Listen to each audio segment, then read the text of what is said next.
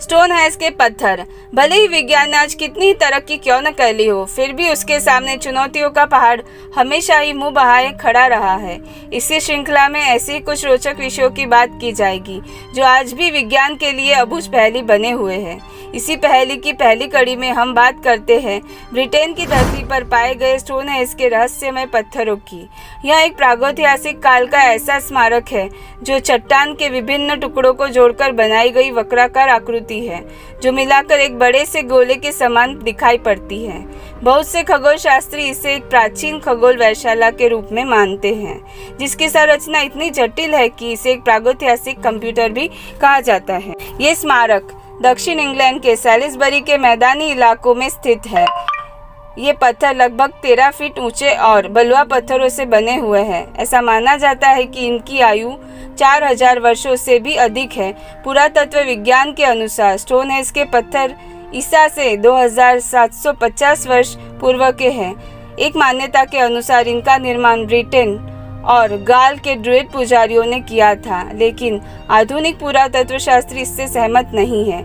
उनके अनुसार ये पत्थर druid पुजारियों से भी 1000 वर्ष पुराने हैं। कुछ पुरातत्व शास्त्रियों का मानना है कि इनका निर्माण रोमनों ने किया, जबकि कुछ का मानना है कि इनके निर्माण के पीछे मिस्रियों का हाथ है। उपलब्ध जानकारी के अनुसार स्टोनहेंज के निर्माण का इतिहास 3 चरणों में विभक्त है। पहला चरण ईसा से 2750 वर्ष पहले का है, जिसे स्टोनहेंज के रहस्यमय एब्रो छिद्र का निर्माण किया गया। इन छिद्रों की संख्या 56 है और इन्हीं छिद्रों के द्वारा स्टोनहेंज की बाहरी परिधि बनी है। पुरातत्व शास्त्री का मत है कि इसी दौरान स्टोनहेंज के प्रसिद्ध हिल स्टोन एडी स्टोन का भी निर्माण हुआ था। मुख्य दरवाजे के बाहर की ओर अवस्थित है। स्टोनहेंज की बाहरी परिधि के भीतर 83 नीले पत्थरों के बने धुरे वृत्त का निर्माण ईसा से 2000 वर्ष पहले माना जाता है।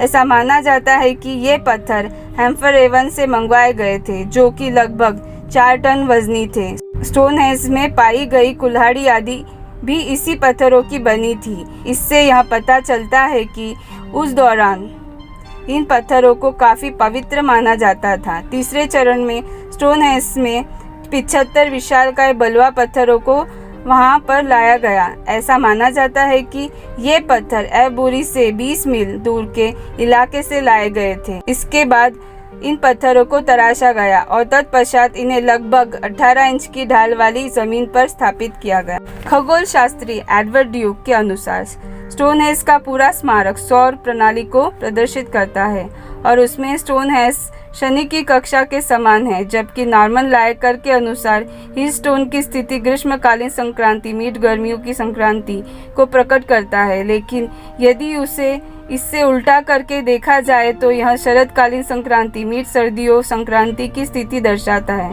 उनका अनुमान है कि इनके अध्ययन से विभिन्न प्रकार के कैलेंडर बनाए जाते होंगे। भले ही आधुनिक खगोल शास्त्री इन मतों से सहमत न हो, पर इतना तो तय है कि स्टोनहेंज को बनाने के पीछे कोई न कोई उद्देश्य अवश्य रहा होगा।